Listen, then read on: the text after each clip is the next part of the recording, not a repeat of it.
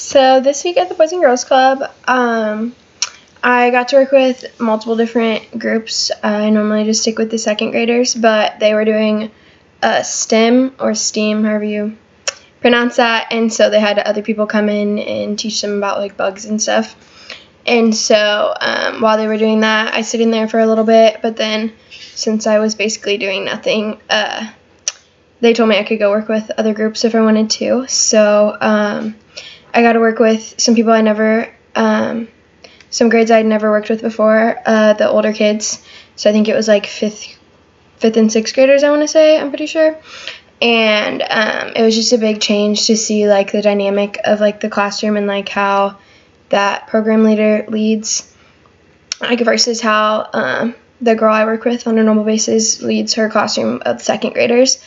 It was very, they actually did a lot of the same things, but it was easy to tell that like the things that work for the second graders don't necessarily work for like the older kids, because I could tell like the older kids had a lot more trouble like following directions, and not because they couldn't do it, but it was more like they didn't want to, and they knew that they didn't really have to, if that makes sense, because they're a group leader. She had literally told me, she's like, I don't like to get them in trouble.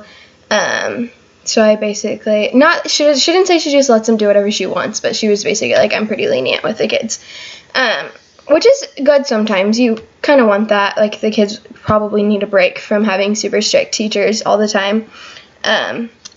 But I could also see how like that could be negative, because like I said, they didn't listen as well. So like when she had asked them to like pick up the classroom, they just kind of kept playing with their whatever they had been playing with before. And so and they also, one thing I noticed, when she tried to like get their attention and get them to like stop talking, like the things that like you would do for like the little kids, you would be like 1, 2, 3, eyes on me, and then like the kids would repeat it, and like that's a way to like get their attention, get them to focus on the teacher, blah blah blah. But that definitely did not work for the 5th and 6th graders. So it was just interesting to see, because when I worked at the Boys and Girls Club in my hometown, I worked with the same group of kids mostly the whole summer.